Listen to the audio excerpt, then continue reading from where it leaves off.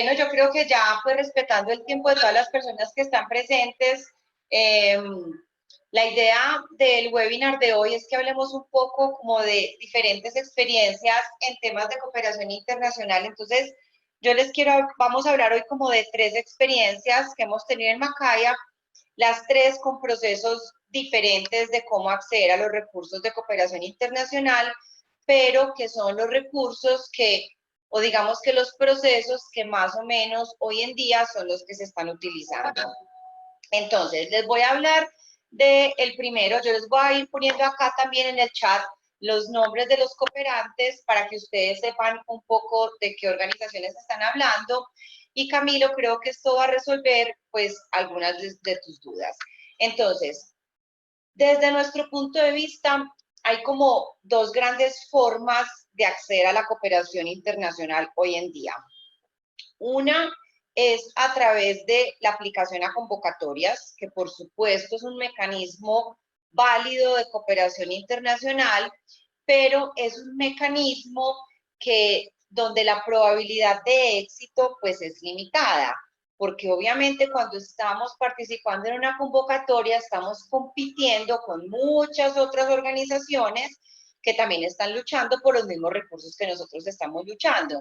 Entonces ahí se vuelve pues casi que una carrera y quien recibe las propuestas pues a veces no tiene todos los elementos para evaluar una propuesta u otra. Entonces, un camino son las convocatorias, pero hay otro camino que son, como lo decía Camilo en el chat, el contacto directo con las organizaciones. Desde nuestra experiencia, porque todo esto es basado en experiencias, aquí no hay reglas escritas, desde nuestra experiencia nos ha ido mucho mejor con el contacto directo con las organizaciones. Muchas veces eso lleva a una formulación y a una convocatoria, pero después de hacer un contacto directo. Entonces, con base en eso, yo les voy a contar historias y creo que esas historias son las que nos van a o les van a ayudar a ilustrar cuáles son esos posibles ejemplos y pasos a seguir de cooperación internacional. Entonces, un primer caso que les quiero contar, todos son casos reales, es de unos recursos que tuvimos este año de una organización que se llama Counterpart International. ¿Cómo surgió esta posibilidad?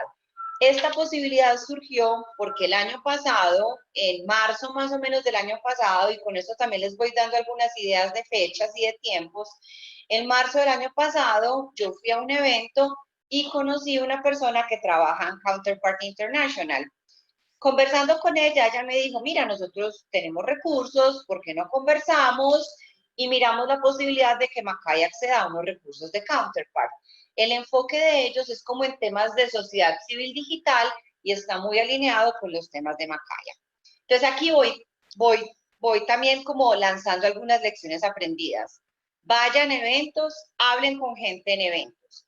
Entonces yo hablé con ella y después de que yo llegué a Medellín, después de ir al evento, la contacté. Otra lección aprendida. Si en un evento conocemos a alguien y esa persona nos dice, escríbeme, pues hay que escribirle. Porque a veces vamos a eventos y volvemos con un montón de tarjetas y no contactamos a nadie. Entonces yo le escribí a ella, le dije, mira, nos conocimos en un evento en tal parte, quiero conocer más de lo que me contaste, que podemos acceder a unos recursos, etcétera, etcétera. Entonces ella me contactó con alguien más de su equipo y ahí empezó pues como una serie de correos aclarando el proceso y la información. Entonces ya llegué a un punto en que hablé con la persona y me dijo, sí, buenísimo, me interesa lo que están haciendo, te voy a mandar los términos de referencia para una convocatoria que está abierta de manera permanente. Entonces, importante, ir a eventos, conversar con la gente en eventos, hacerle seguimiento a las conversaciones. ¿Cómo fue esa primera conversación de nosotros con Counterpart? Simplemente charlemos, conozcámonos mutuamente, quiero saber tú qué haces, yo te explico lo que nosotros hacemos y a partir de ahí miramos si hay espacios de colaboración. Entonces ellos me mandan unos términos de referencia donde había que presentar una propuesta muy sencilla, 5 páginas, y en esas 5 páginas nosotros explicamos qué era lo que queríamos hacer. Ahí voy también a una de las preguntas que tenía Carlos, que si la mayoría de los casos las propuestas se escriben en inglés, yo te diría que Hoy en día estamos por mitad y mitad. Hace 5 años yo te hubiera dicho todo en inglés. Hoy en día, digamos que en la medida que el trabajo local se vuelve más valorado en la comunidad internacional, hay mucha gente y muchas organizaciones que están aceptando propuestas en los idiomas locales, en nuestro caso en español. Entonces yo diría que en nuestro caso mitad se van en inglés, mitad se van en español. Siempre depende. Esta de Counterpart en particular se fue en inglés. No sé por qué, por las condiciones del donante, pero nos la pidieron en inglés. Entonces les mandé la propuesta y ¿qué pasó ahí? Silencio absoluto. Y aquí va otra lección aprendida. No simplemente nos dediquemos a mandar las propuestas y quedarnos callados. Hay que escribir, hay que verificar, hay que hacer seguimiento, porque a veces los cooperantes están tan ocupados que no es que sea falta de voluntad, sino que simplemente se les van pasando las cosas como a todos se nos van pasando. Entonces, ¿qué pasó en este caso en Counterpart? Yo pasé la propuesta como en junio del año pasado, un silencio total, y yo por ahí cada 3 semanitas le escribía, hola, ¿cómo vas? ¿Cómo vas con la revisión de nuestra propuesta? Esto, lo otro, etcétera. Pero digamos que mucho silencio, pero yo tenía la tranquilidad que yo estaba haciendo el seguimiento. Como en octubre del año pasado, me escriben y me dicen, tu propuesta está en revisión, te adjuntamos 2 documentos que son importantes que todos los tengan en cuenta. Me adjuntaron un documento para mandar un presupuesto detallado y me mandaron otro documento para hacer lo que se llama un due diligence. Esto es un tema muy conocido en la cooperación internacional que ya se los voy a explicar. Entonces, me mandan un formato de presupuesto porque lo primero que yo les mandé fue un formato de presupuesto muy sencillo. O sea, era como una lista de los ítems solamente y con base en esos ítems, pues como los rubros gruesos, personal, contratos, gastos administrativos, no sé, licencias, comunicaciones, eran 4 o 5 rubros muy gruesos. Pero ya luego me mandan el formato de presupuesto y me dicen, por favor, detalla todos los rubros en este formato. ¿Eso qué me dice a mí? Que vamos bien, ¿cierto? Pues que ya digamos que el cooperante le gustó nuestra propuesta y quiere que le detalle más. No está asegurado, pero ya por lo menos ya sabía que querían conocer más de lo que estábamos haciendo. Entonces me mandan el formato de presupuesto, lo diligenciamos, ya teníamos casi toda la información para ver que utilizamos para mandar la primera propuesta. Entonces, digamos que eso no tiene ningún misterio, un formato de presupuesto típico, tradicional, donde uno detalla los rubros. Y me mandan otro formato de lo que se conoce en la cooperación internacional como un due diligence. Esto es un cuestionario organizacional donde le piden a uno mucha más información de la organización. Cuando un cooperante les pida un due diligence o algo que también se llama un estudio de responsabilidades, eso es una buena señal, porque quiere decir que los quieren conocer muchísimo más. ¿Qué le preguntan a uno en un due diligence? Por ejemplo, ¿dónde tienes la cuenta bancaria? ¿Qué tipo de cuenta bancaria tienes? ¿Quiénes son las personas autorizadas para firmar en la cuenta bancaria? ¿Qué políticas tiene la organización en cuanto a subcontrataciones, manejo de recursos, viajes, ética, cosas de ese estilo? Te preguntan quiénes son los miembros de tu junta directiva, quiénes son los fundadores. No se asusten con esta información, porque lo que está haciendo el cooperante es conocerlos. Y eso es súper bueno, porque desde que los conozcan en detalle, ya más adelante, pues entregar los recursos va a ser mucho más sencillo. Entonces, nos mandaron el due diligence, esto más o menos en octubre, y volvimos otra vez como a un periodo de silencio. Entonces, estos periodos de silencio con cooperantes son más o menos normales, y miren que ahí ya llevamos más de 6 meses. Entonces, esto es normal, que aquí hay otra lección aprendida. La cooperación internacional no es necesaria, no es necesariamente no, generalmente no es para la plata inmediata, sino para plata la que yo estoy buscando en un mediano o largo plazo. Entonces, más o menos en octubre les mandamos el due diligence, les mandamos el presupuesto detallado y como en noviembre nos dicen, listo, aprobado. Empezamos en diciembre. No sé si alguien aquí se anima a participar pero ustedes, ¿qué piensan cuando un cooperante le dice a uno, vamos a empezar un proyecto en diciembre? A ver, aprovechemos que somos poquitos y los quiero escuchar a ver si alguien se atreve a decir. Cuando un cooperante les dice, empecemos un proyecto en diciembre y esto implica hacer talleres con organizaciones sociales, ¿ustedes qué piensan cuando eso pasa? A ver, ¿quién se atreve? Hola, buenos días. Si quieren, yo me lanzo un poco a responder. Marcela, creo que habilitaste tu micrófono. ¿Nos quieres decir algo? Sí, ¿me estás oyendo bien? ¿Aló? Aló. Hola, Marcela. Sí. Te escucho. Hola, ¿me estás oyendo? Sí, te estoy escuchando perfecto. Pues no, en nuestra experiencia desde la Fundación ACESCO, mejor dicho, un proyecto que inicia en diciembre no tiene acogida, no tiene cómo congregar a la gente. Pues diciembre no es un año bueno frente a, pues está todo como con la cabeza en otras cosas, entonces pues no huele bien, creería yo. Exacto, totalmente de acuerdo. Entonces, cuando nosotros recibimos la aprobación y recibimos contrato del donante y nos decía, listo, empiecen ya en diciembre, pues obviamente yo casi me desmayo porque digo lo mismo que tú dices, Marcela, imposible empezar un proyecto en diciembre. Entonces era el dilema. ¿Qué hacemos? ¿Le decimos al cooperante que es imposible o nos arriesgamos y empezamos este proyecto? Entonces, nosotros también pensando en que hoy la relación con cooperantes es una relación de tú a tú, o sea, no es que aquí no hay jerarquías en la cooperación, cada vez hay menos jerarquías en la cooperación internacional. Entonces le dijimos al cooperante con toda la tranquilidad del mundo, mira, Counterpart, empezar esto en diciembre en Colombia es imposible. Te proponemos que firmemos el convenio ya, pero empecemos a finales de enero.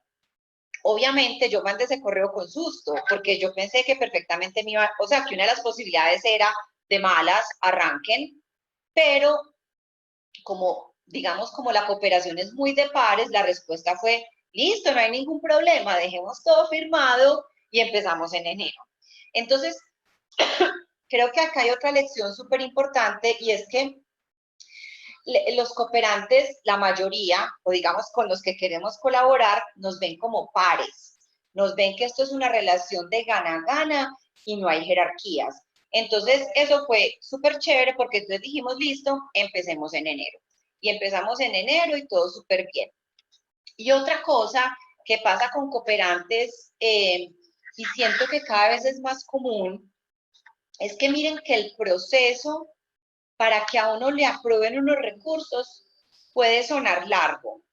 Y entregar tanta documentación y tanta papelería, uno dice, qué pereza, ¿para qué me piden tanta cosa? Pero esto es muy bueno, porque como que te investigan tanto antes de darte la plata, que ya cuando te dan la plata hay una confianza súper buena. Entonces tú le puedes decir, mira, dame 5 días más para este entregable porque estoy atrasada. O si uno se adelanta, maravilloso. O decirle, mira, me sobró esta plata, ¿qué hago con ella? Me faltó plata, puedo pasar plata de un rubro para otro, porque se establece una relación de confianza y esto es súper importante en la cooperación internacional hoy en día. Entonces, para resumirles, empezamos a implementar el proyecto en enero, lo terminamos en junio más o menos, con unos reportes mensuales muy sencillos. En este caso en particular, no nos pedían detalles de ejecución presupuestal, sino que nos decían, listo, les damos la plata, eran como $20,000, esa plata les tiene que alcanzar porque usted me dijo que eso le alcanzaba. Si le sobra, buenísimo. Si le falta, de malas, es problema suyo. Entonces, ahí también les doy algunas ideas, perdón, como de situaciones que quieren pasar con cooperantes. Voy a parar ahí un segundo por si hay algunas dudas sobre este caso y este proceso antes de que empecemos a hablar de otros. Si tienen dudas, pueden activar sus micrófonos o me dicen por el chat y yo les activo el micrófono.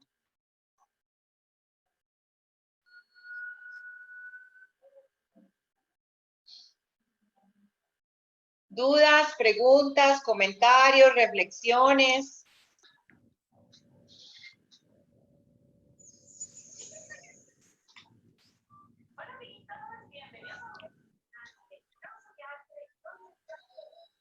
Bájalo, mami. Voy a... Isaías, ¿tienes alguna pregunta? Que veo que activaste tu micrófono. Sí, sí, buenos días. Buenos Isaías días. desde República Dominicana. Nosotros tenemos aquí la Fundación Programa de Acción Comunitaria por el Medio Ambiente, PACMA, y tenemos una cuenta gratis con ustedes.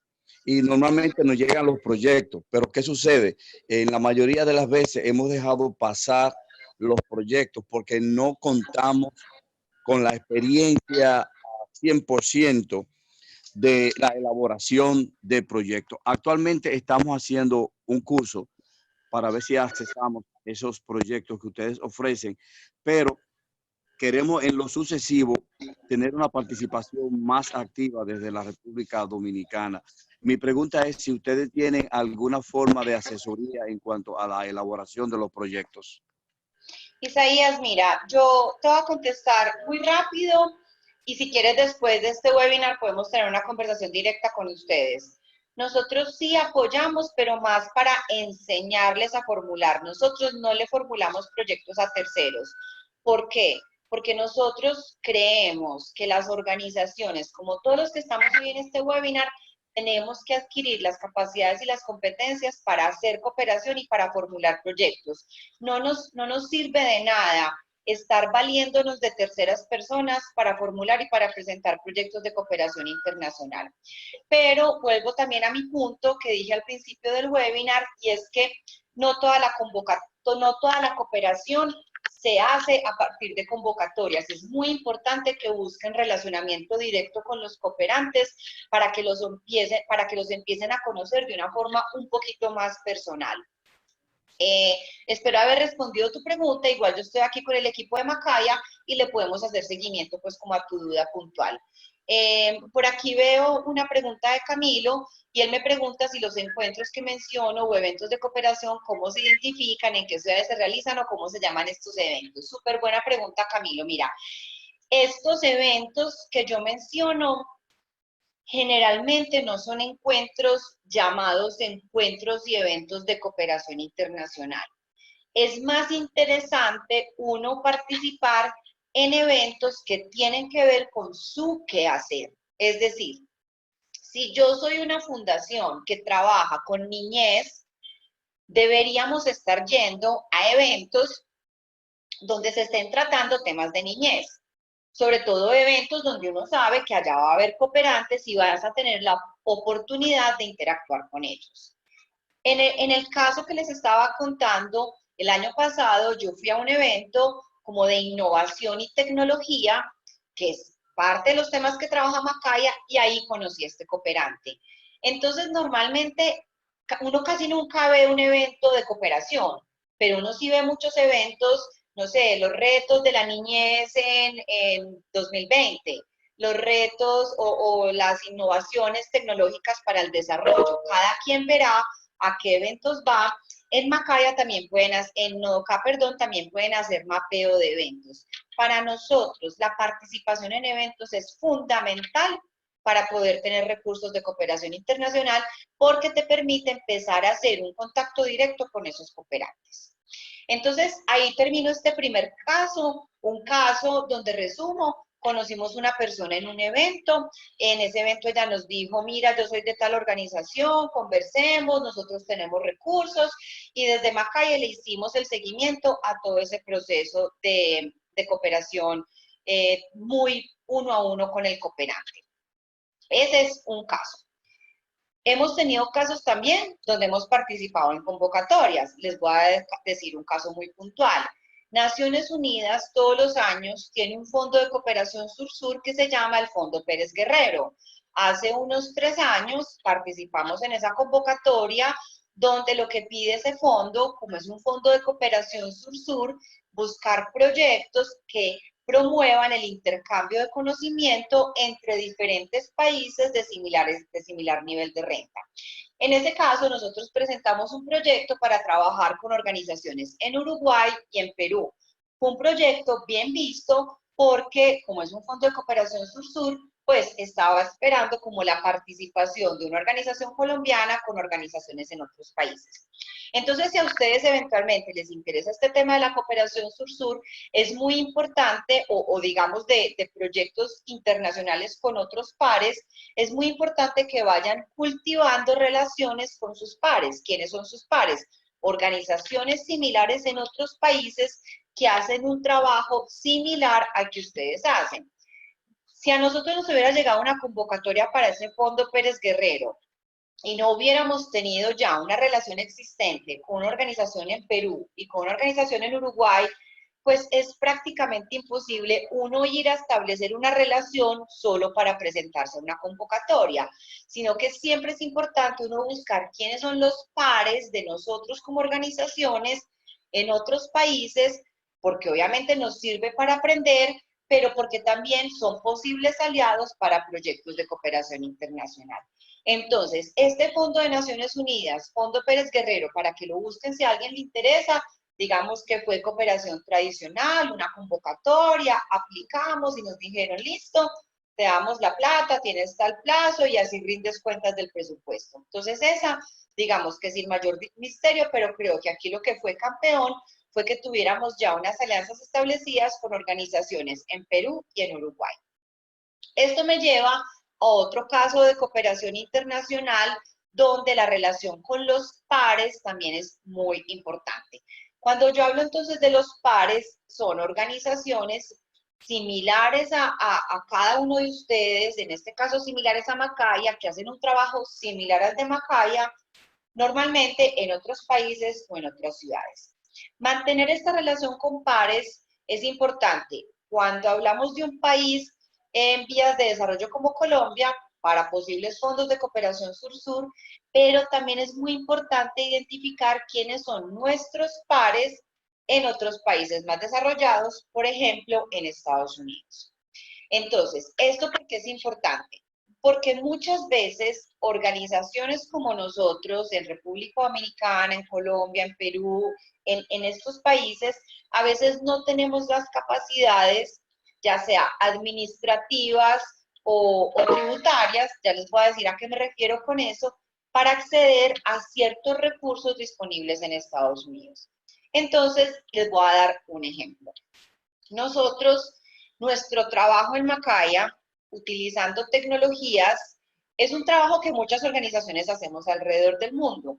Para nosotros, por muchos años, la Fundación Bill y Melinda Gates fue un referente porque la Fundación Bill y Melinda Gates tuvo, ya no tienen, tuvo un programa muy grande de apoyo a bibliotecas públicas que fomentaban el acceso a información de manera gratuita y equitativa a todas las personas en una comunidad.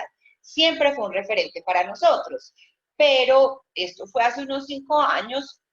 Macaya era una organización más pequeña, no tenía la capacidad directa para acceder a recursos de la Fundación Bill y Melinda Gates, pero teníamos una excelente relación con un par nuestro. Entonces aquí vuelvo a la importancia de los pares, que se llama IREX, se los voy a poner acá en el chat. IREX es una organización basada en Estados Unidos que hace un trabajo similar al nuestro en otros países. Entonces entablamos una muy buena relación con IREX y aplicamos juntos a unos recursos de la Fundación Bill y Melinda Gates. Pero quien hizo la aplicación fue IREX, porque obviamente es una organización mucho más grande, basada en Estados Unidos. La Fundación Gates se sentía más tranquila de darle recursos a una organización en Estados Unidos. Entonces, ¿qué fue lo que hicimos? IREX aplicó a los recursos de la Fundación Bill y Melinda Gates. La Fundación Bill y Melinda Gates se los dio a IREX y IREX se apoyó en Macaya para el trabajo en América Latina. Entonces, no fueron recursos que tuvimos directamente con la Fundación Gates, pero sí de manera indirecta. Entonces, ahí vuelvo y resalto la importancia de identificar esas organizaciones pares y similares a nosotros en otros países que nos puedan ayudar a canalizar recursos de organizaciones más grandes. Entonces, ahorita les dije, esto era importante desde el punto de vista administrativo y tributario. ¿A qué me refiero con estas dos cosas? Administrativo, pues porque Macaya en su momento era una organización mucho más pequeña que no hubiera tenido la capacidad administrativa de administrar esos recursos. Y cuando digo desde el punto de vista tributario, es porque muchas veces organizaciones basadas en Estados Unidos prefieren darle recursos a otra organización basada en Estados Unidos por temas de exención de impuestos y ya luego esa organización ya sí los puede mandar a Colombia. Entonces ahí fue gana-gana también para todos. Ahora, en este mismo tema tributario, les cuento que estamos viendo una convocatoria que nos exige que quien aplique sea una organización basada en Estados Unidos, no podemos ser nosotros directamente. Entonces estamos explorando nuevamente con pares nuestros basados en Estados Unidos para que sean ellos quienes apliquen y luego se canalizan los recursos a Colombia. Entonces ahí voy a parar un segundo porque creo que he hablado de varios temas en uno. Uno, el tema tributario y de tener base o no tener base en Estados Unidos o en otros países. Y dos, el tema de tener una relación muy directa con pares o con organizaciones similares a nosotros. Entonces voy a parar un segundo por si alguien tiene preguntas, ya sea por el chat o activando el micrófono, y les damos la palabra para que compartan sus preguntas y sus inquietudes que seguramente van a ser útiles para todos.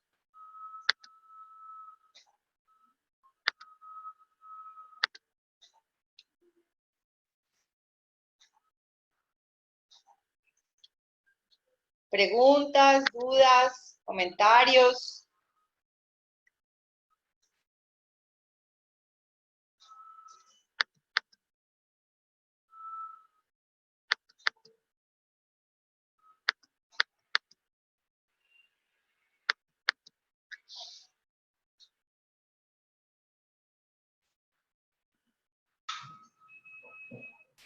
Creo que alguien activó el micrófono. ¿Quién tiene una pregunta?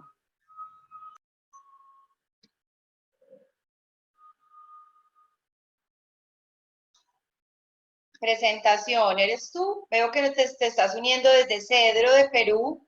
Presentación, buenos días. ¿Tienes alguna pregunta? Veo que tienes el micrófono activo.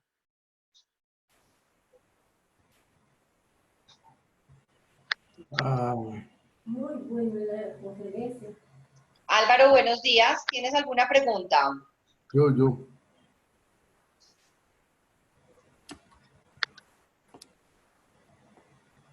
Haga la pregunta, pues.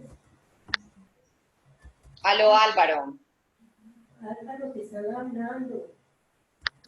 Aló, Álvaro. Hable.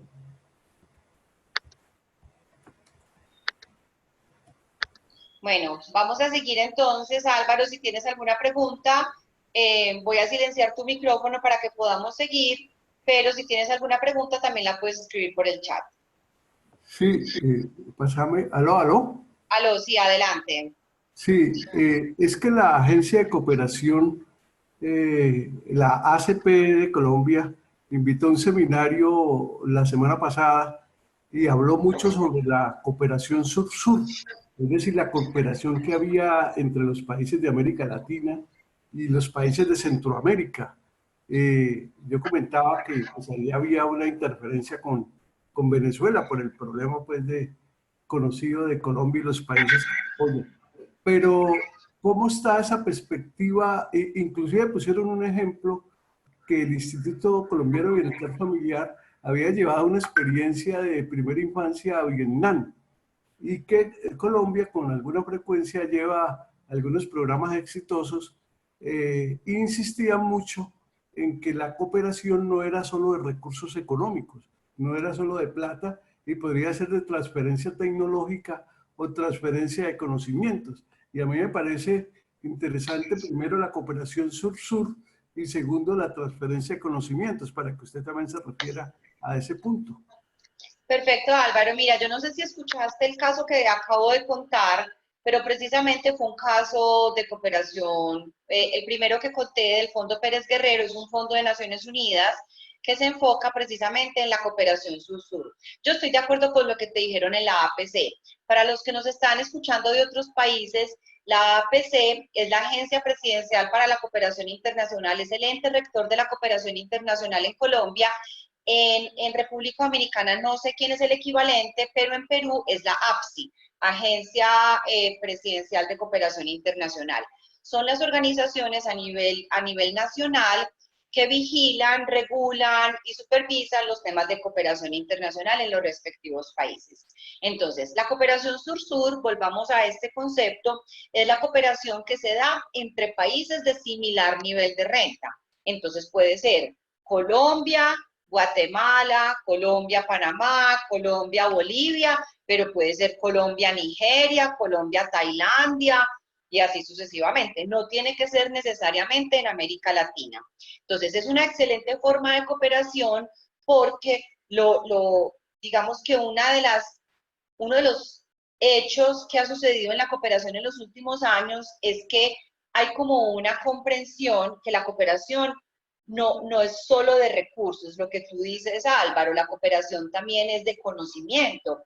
Entonces, muchas veces yo sentarme con un par, con una organización similar a Macaya en este caso, por decir algo en Perú, por ejemplo con Cedro que nos está escuchando en el webinar, y sentarnos a compartir experiencias, lecciones aprendidas o incluso aplicar juntos a recursos, es supremamente valioso, porque tenemos un recorrido similar con las comunidades con las que trabajamos y eso, pues, ese conocimiento es supremamente valioso para todas nuestras organizaciones. Entonces, efectivamente, la cooperación sur-sur es una gran tendencia de cooperación. Entonces, les contaba que el Fondo Pérez Guerrero, unos recursos que tuvimos de un fondo de Naciones Unidas, fue un proyecto que presentamos, liderado por Macaya, pero que presentamos de manera conjunta con una organización en Perú y una organización en Uruguay. Entonces, además de poder colaborar en nosotros y acceder a recursos técnicos, es decir, conocimiento, con nuestros cooperantes de otros países, nuestros aliados de otros países, también nos podemos presentar a recursos de cooperación internacional y ahí se configura lo que se conoce como la cooperación triangular, que es cuando un cooperante en un país de mayor nivel de renta, por ejemplo Estados Unidos, da unos recursos para que dos organizaciones en diferentes países de similar nivel de renta compartan recursos, lecciones aprendidas, saberes, etc. Espero, Álvaro, haber solucionado tu duda alrededor de la cooperación sur-sur y la importancia que toma por el intercambio de saberes y prácticas entre países de similar nivel de renta. Importante aclarar que no tiene que ser dentro de América Latina, puede ser con otros países de otras regiones, de África, de Asia, o incluso pues de Europa. Entonces, voy a parar aquí también un minutico por si hay alguna pregunta adicional alrededor de, puede ser los tipos de cooperación o las experiencias de cooperación que les he venido contando.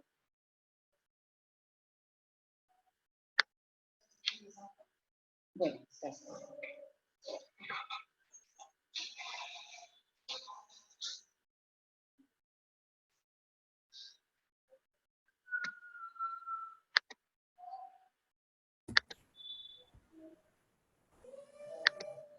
¿Aló? Aló, sí, Álvaro, adelante. No, una última pregunta. Dime. Se ha dicho, yo no sé si es un imaginario o qué, que hoy en día la cooperación casi no financia una organización individual, una ONG específica, y que más bien prefiere plataformas, federaciones, hermanamientos, digamos, grupos de organizaciones aliadas que como se acostumbraba hace años, darle solo a una entidad específica. ¿Qué tan cierto es eso? Vale, mira Álvaro, eso tiene algo de cierto, pero no necesariamente que la cooperación prefiera hermanamientos o federaciones o asociaciones. Pero la cooperación sí cada vez prefiere organizaciones que no trabajen solas. Es muy común que en una propuesta de cooperación internacional Es más, no es común, yo diría que casi que es obligatorio hoy en día que te pregunten que tú con quién trabajas y que esa propuesta con quién la estás presentando. Porque la cooperación también lo que quiere ver es que haya colaboración para evitar duplicación de esfuerzos. Entonces, casi que todo formulario de cooperación hoy en día te pregunta, uno, tú con quién trabajas normalmente, y dos, con quién vas a trabajar en esa propuesta en particular para agregarle valor a lo que estás presentando. Entonces creo que tu punto es súper importante porque no es que prefieran financiar hermanamientos ni federaciones, sino que es que las propuestas demuestren que uno tiene capacidad de trabajar y de colaborar con otros. Esto es muy, muy importante y es muy común que también te pidan que esa colaboración no sea solo entre organizaciones del sector social, sino con otros sectores. Entonces, que de pronto tú tengas un aliado del sector público o del sector privado, precisamente para buscar la integralidad de las acciones. Espero, Álvaro, haber respondido tu pregunta. Sí, muy bien, muchas gracias. Con mucho gusto. Bueno, y entonces para terminar, esperen que por aquí alguien me está levantando la mano, creo. No puedo ver, veo una manito levantada. Sí. Caro, ¿tienes Sí, alguna pregunta o aclaración? quería agregar a lo que acabas de decir, que además esas alianzas que a veces son un requisito, también nos dan un plus para sumar a la experiencia que nos pide el cooperante o la convocatoria. Entonces, además de ser un requisito, nos ayuda a aumentar como esa experiencia que nosotros tenemos con la experiencia de otro tipo de actores.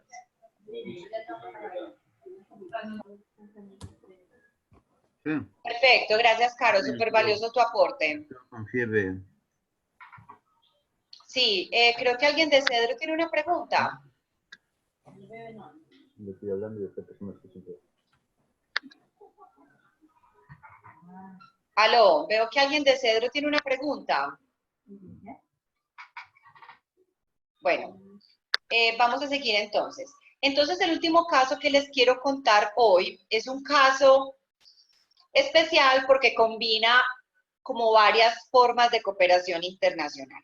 Entonces, el caso que les quiero contar, esperen que les quiero poner acá, el Fondo Pérez Guerrero es Cooperación Sur-Sur de Naciones Unidas. Es una convocatoria que sale cada año, cada 2 años, no recuerdo. Y les quiero contar ahora de un fondo que tiene el BID, el Banco Interamericano de Desarrollo, que se llama la plataforma SAFE. Esta plataforma es una plataforma que lanzó el BID hace unos años para financiar proyectos que tengan que ver con temas del agro. Y tiene 2 grandes mecanismos de financiamiento que también son típicos en algunas organizaciones, especialmente en las multilaterales. Entonces, tiene un fondo que ellos llaman como de pequeñas intervenciones, donde uno puede pedir hasta $70,000, y tienen otro fondo para grandes proyectos donde se pide hasta $1 millón o a partir de $1 millón. El fondo de pequeñas intervenciones se utiliza para pilotear proyectos, hacer pruebas de concepto y digamos unas intervenciones que todavía tienen algunas variables para probar y para mejorar. Este fondo funciona a través de una convocatoria también que sale cada año o cada 2 años. El año pasado nosotros aplicamos a este fondo de pequeñas intervenciones. Cuando descubrimos que había esta, a ver que por acá hay una pregunta de Álvaro Contreras, saludos con el objetivo de trabajar temas de adaptación y mitigación del cambio climático en la Orinoquía, Puerto Gaitán Meta, agradecemos la orientación de Macaya. Pues ahí por ahora, Alberto, o sea, te sugiero que nos mandes un correo y de pronto podemos tener una llamada 1 a 1 contigo, pero por ahora te adelanto que yo creo que ese tema de adaptación y mitigación del cambio climático es un tema que está muy candente, por decirlo así, en la cooperación internacional. Hay muchas oportunidades y te invito a que no solo busques convocatorias, sino que mires qué organizaciones están trabajando ese tema en el Meta y en la Orinoquía y entres en contacto directo con esas organizaciones. Entonces les sigo contando el caso de la plataforma SAFE. Ellos tienen una convocatoria, nosotros vimos la convocatoria el año pasado, pero cuando vimos la convocatoria, vimos que era razonable, que las fechas eran factibles, etcétera. Quisimos también entrar en contacto con la organización y esto es otra buena práctica que les recomiendo hacer. Entonces, cuando vean convocatorias y vean que el tiempo les da y que es factible entrar en contacto con la organización, lo hagan para resolver dudas, preguntas, enfoque o cualquier otro tema, porque cuando uno empieza esa relación directa con la organización, cuando reciban la convocatoria de ustedes, esa convocatoria va a ser, digamos, vista con unos ojos diferentes a cómo van a ver el resto de las convocatorias. Porque cuando ustedes manden la convocatoria, como que van a decir, ah, ya sé, esta es la convocatoria de tal organización que me escribió, que tenía tales dudas. Entonces, creo que esa es otra lección importante. No les dé pena contactar a los cooperantes. Como les decía al principio, hoy en día es una relación de pares. Entonces, si tienen dudas sobre una convocatoria o proceso, siéntanse con toda la tranquilidad de contactar a esos cooperantes. Entonces, en la plataforma SAFE, eso fue lo que hicimos. Los contactamos, entonces ya nos conocían, tenían dudas, y pasó otra cosa importante que yo sé que es una duda muy común en la cooperación internacional. Esta plataforma, este fondo, nos pedía una contrapartida de al menos el 40%. Esto cada vez nos lo vamos a encontrar más, porque si los cooperantes nos ven como pares, es muy común que también nos pidan unas contrapartidas, que pueden ser en efectivo o pueden ser en especie. Entonces, SAFE, el fondo SAFE, nos pedía una contrapartida que nosotros no teníamos la capacidad de dar, porque pedía aparte que esa contrapartida fuera en efectivo. Pero teníamos otro cooperante como en remojo, que también nos estaba diciendo, quiero financiar un proyecto, pero no me quiero ir solo. Entonces, ¿nosotros qué hicimos? Pues como armar el rompecabezas. Teníamos, por un lado, un cooperante que decía, quiero hacer este proyecto, pero no lo quiero hacer solo. Y por otro lado, una convocatoria del BID que nos decía, necesito contrapartida. Entonces, juntamos estas dos cosas, usamos los recursos de este otro cooperante para que nos sirviera de contrapartida ante el BID. Esto que estamos hablando acá es súper importante porque cuando un cooperante les pide una contrapartida, esa contrapartida no necesariamente tiene que ser de ustedes. Ustedes pueden ir y buscar a alguien más que les aporte la contrapartida y ustedes arman como el rompecabezas, juntan los dos recursos y se hace una propuesta integral, interesante para ambos cooperantes. Entonces, ¿qué hicimos? Aplicamos, esto fue más o menos en julio del año pasado, fue también una convocatoria corta, en el sentido que eran 5 o 6 páginas solamente, y luego ya, como en octubre, noviembre del año pasado, nos pidieron pues ya un presupuesto mucho más detallado, ya una información mucho más detallada, y fue un proceso relativamente fácil. Ahora, como ya tuvimos esos recursos, pues los estamos ejecutando, ellos nos dan la posibilidad de acceder al otro fondo que es más grande. Entonces, acá también les quiero dejar otra lección. En cooperación funciona igual que en mercadeo. Conservar un cooperante es más fácil que conseguir uno nuevo. Y hay muchos cooperantes que tienen como estos dos mecanismos de financiación, unos pequeños para probar modelos y luego unos más grandes ya para réplicas, para sostenibilidad y para escalabilidad. Este punto también es importante, que siempre que presentemos un proyecto de cooperación internacional, pensemos cómo va a ser replicable y escalable, porque a un cooperante no le interesa financiar una cosa que se va a usar una vez y después se archiva. A un cooperante le interesa financiar modelos que después le puedan llegar a muchas más personas o que los insertemos dentro de los procesos de nuestras organizaciones. Entonces ahora pues estamos en proceso de negociar ya unos recursos importantes, pero si no hubiéramos tenido los primeros, nunca habríamos tenido acceso a los segundos. Entonces, eso también, ese proceso como escalonado, es clave. Una vez piensa, no, apliquemos de una vez a los recursos grandes. pero no, aquí también hay que ir despacio, probando capacidades y también teniendo en cuenta que la relación con los cooperantes, nosotros los estamos probando a ellos y ellos a nosotros, entonces también hay que ir despacio. Acá hay una pregunta que nos pregunta Sergio y pregunta, cuando son contrapartidas en efectivo, ¿qué herramientas o estrategias sugieres para la obtención de esos recursos? Sergio, esto es como un arte que uno va perfeccionando con el tiempo. Yo creo que ahí hay algo muy importante y es como tener la capacidad de conectar ideas. Entonces, si tú, por ejemplo, tienes dos posibles cooperantes o donantes que les interesa lo mismo, piensa cómo los puedes juntar para que los recursos de uno te sirvan para contrapartida del otro. Pero esto es, como les digo, es un arte de uno saber conectar ideas, conectar propuestas, entender qué quieren los cooperantes y ver cuándo es posible conectar esas ideas. Pero aquí lo importante es que cuando les pidan contrapartida en especie, no tiene que ser de ustedes, puede ser de alguien más que les dé esa contrapartida. O otra cosa que uno puede hacer, digamos que estás negociando un proyecto con un cooperante y te dice, necesito que pongas un 20% de contrapartida. Tú puedes ir a otros cooperantes y decirles, mire, estoy negociando con otro cooperante, me pide 20% de contrapartida, ¿a usted le interesaría? Hay más posibilidades que ese segundo te diga que sí, porque sabe que no va a ir solo. Otra cosa que puedes hacer, al segundo le puedes decir, deme una carta de intención donde diga que usted da el 20% siempre y cuando salga el restante 80%.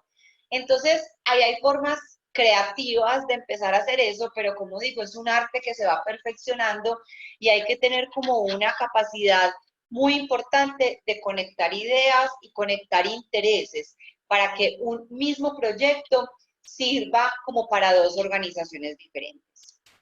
Espero, Sergio, haber contestado tu pregunta.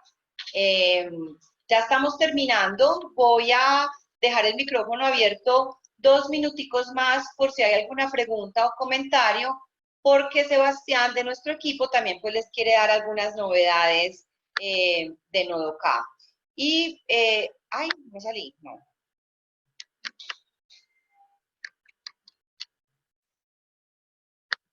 Que creo que alguien por acá tenía una pregunta. Un segundo.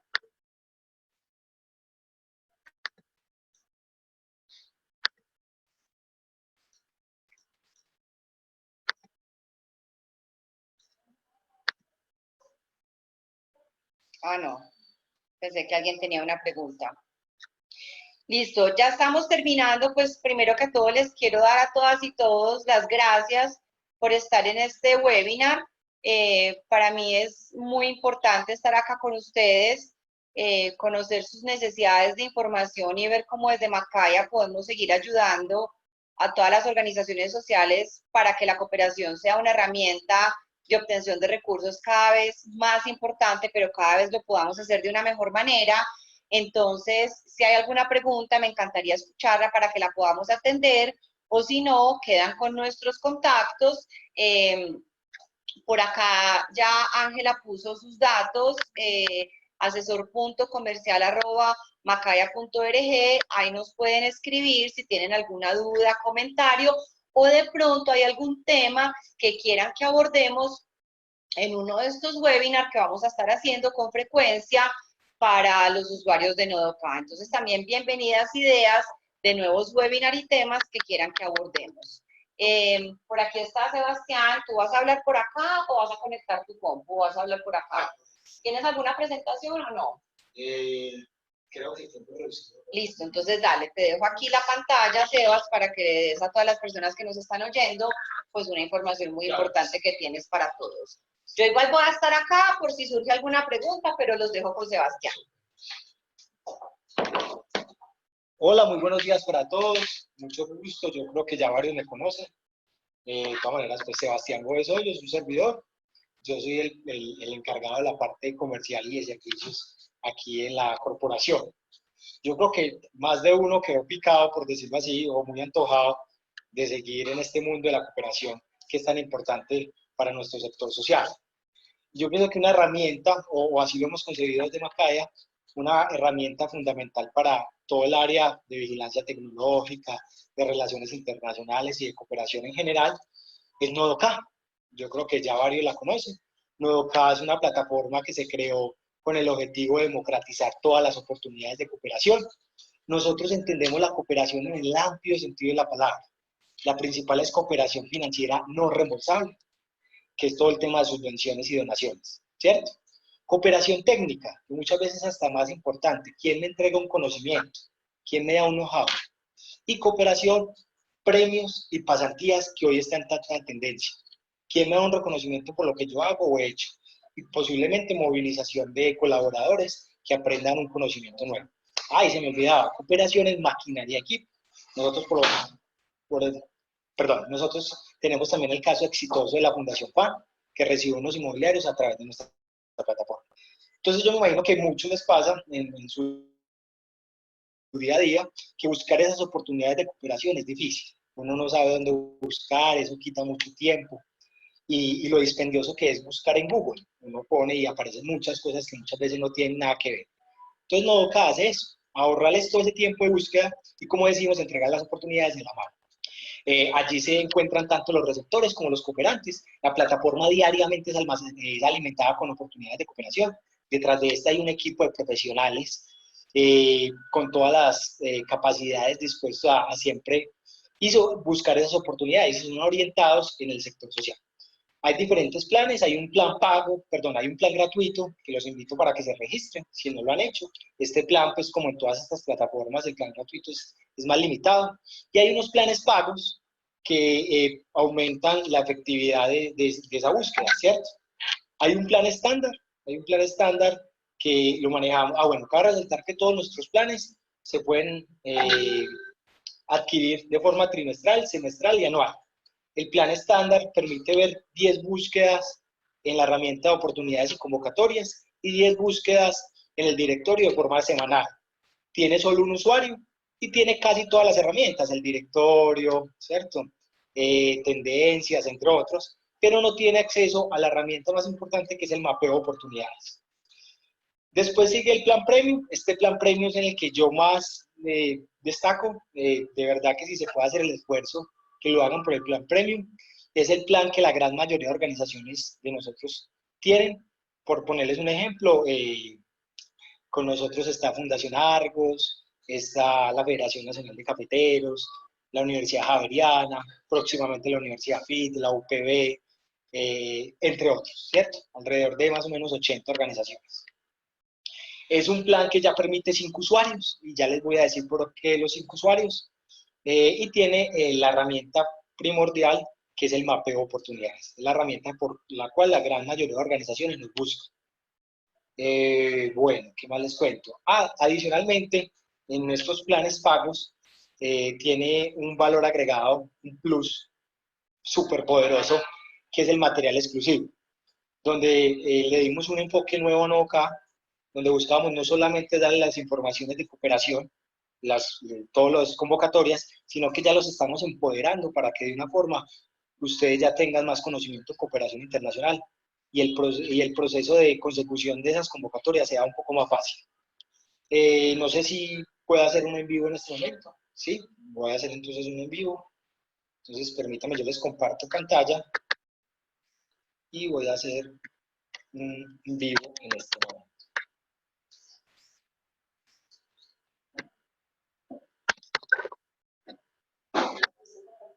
Sí, yo Zoom la manejo súper bien. Ese computador está muy chévere. ¿Dice qué?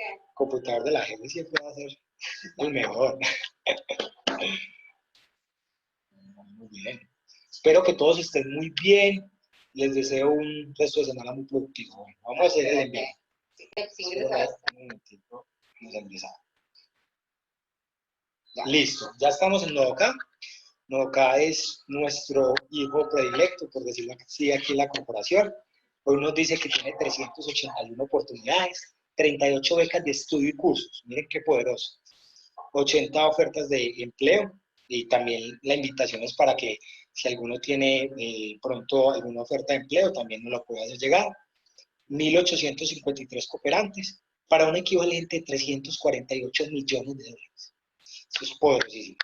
Aquí podríamos ver algunas tendencias, eventos, noticias, oportunidades de formación, documentos de estudio, entre otros. Bueno, vamos con la primera herramienta así rápidamente. La primera herramienta es el directorio de organizaciones. Como su nombre lo indica, es para hacer todo el tema de networking y relacionamiento. Listo. Ustedes aquí pueden, tenemos más de 3.000 organizaciones registradas. Entonces ustedes lo van filtrando por área temática. Listo. Entonces mi organización trabaja, no sé, educación. En educación le doy OK.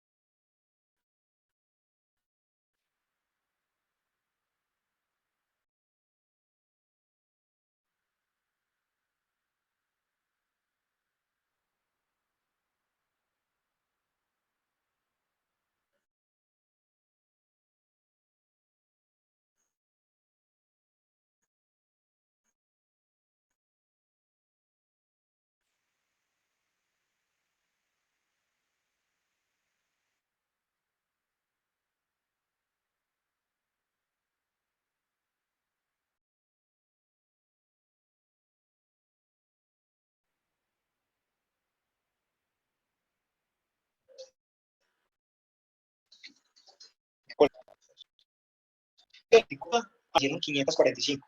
Y eso que todavía no hemos entrado los diferentes pues, cuadros de búsqueda.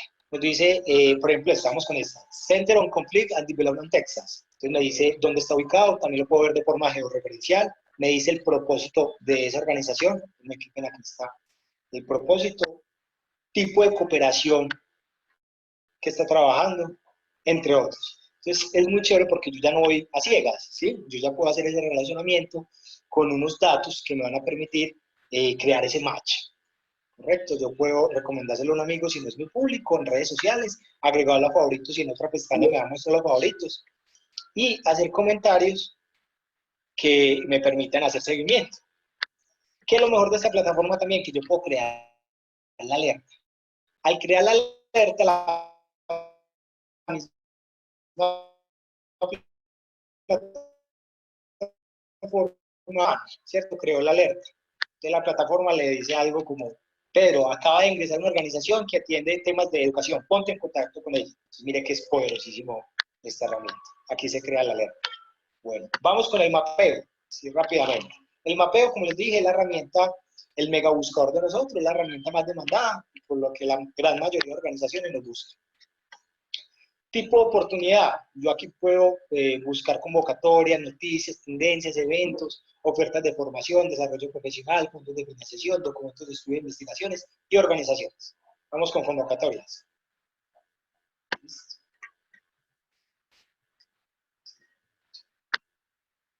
Área temática. Vamos con, cambiemos esta vez. ¿Qué les parece tecnología? Con todo el tema de la cuarta revolución, apenas 6. Espérenme que ya me perdí. Acá está. Uno podría ser más específico si quiere, ¿cierto? Si no, lo deja en blanco, dándole más. Tipo de cooperación. Entonces acá aparecen todos los tipos de cooperación. Cooperación financiera no reembolsable, cooperación reembolsable, cooperación técnica, intercambio de conocimiento, lo de equipos y productos, entre otros. Premios y pasantías. Les recomiendo mucho este que está en mucha tendencia, el tema de premios, porque permite que el rubro se utilice en libre estimación. Entonces vamos en cooperación financiera no reembolsable. Podríamos también seleccionar premios. Uno empieza a jugar con eso, ¿cierto? Región de interés. Siempre donde yo estoy, América del Sur, Colombia, hasta América del Norte. Disculpen, ¿dónde está América del Sur? Abajo, abajo, así va. Está en vivo. Bueno, Colombia. Fecha. 2019, ponemos una fecha cercana, puede ser 08 y 01.